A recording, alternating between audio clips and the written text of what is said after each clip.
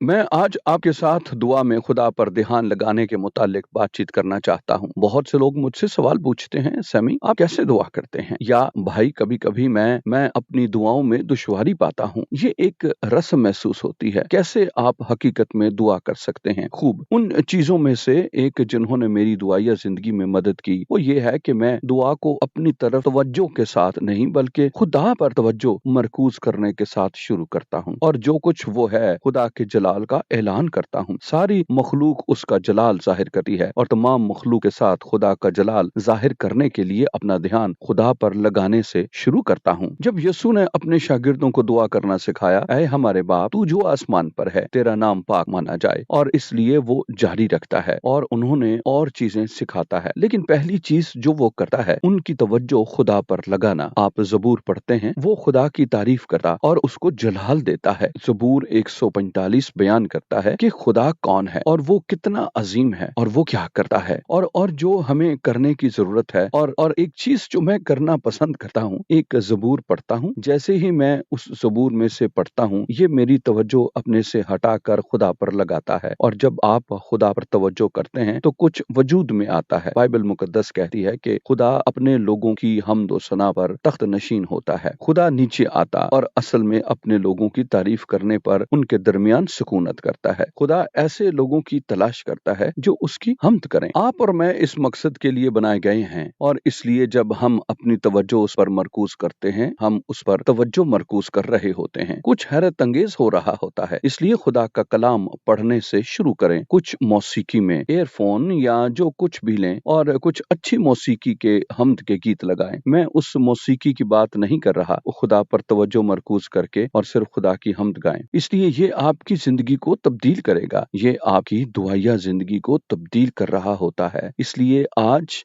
कुछ वक्त खुदा पर तवज्जो मरकूज करके दुआ में गुजारें।